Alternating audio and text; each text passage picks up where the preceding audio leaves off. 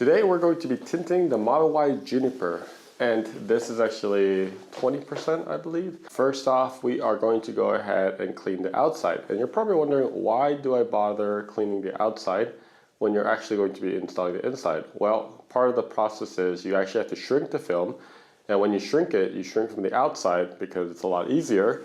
You don't damage any of the internal parts. So what we do is we lay it down. We call this making the house. But once you do that, you're gonna have something called fingers or wrinkles, basically. It kind of trees out like a sap, but basically you hit one at a time. You start from the top, you'll see it kind of wiggle like that. And as it kind of wiggles, that's your signal to actually pull it all down. And what we're actually doing is, unlike PPF or vinyl, we're actually shrinking it down, right, into the concave of the window or the shape. But the difference is that, you know, if you look at any sort of window, it actually looks flat, but it actually isn't.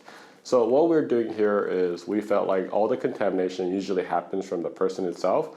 So we put this vinyl tabs, which makes it really easy to actually place without touching the actual film. And of course, now that we're almost ready, we shrunk our film.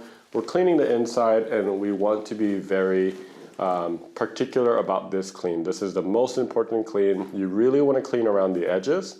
And then as you see, I'm doing it another time, and I do sometimes use razor blades. And then once I get that, I'm gonna pull that down and then peel all the way while spraying the slip solution. And then I try my best not to touch it. And then I'm doing something called a bottom load. And then I'm gonna go all the way down. And then as you see, my trim is removed. That does make it a lot easier. Actually not in this video, but it does make it easier, but you don't necessarily have to. But just make sure you use a little shank tool to kind of get underneath that trim.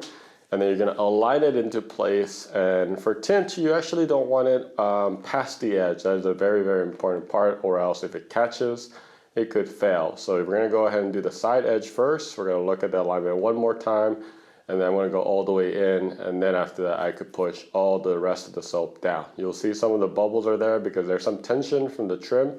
You can actually pull it back a little bit, use the shank tool, and then get it.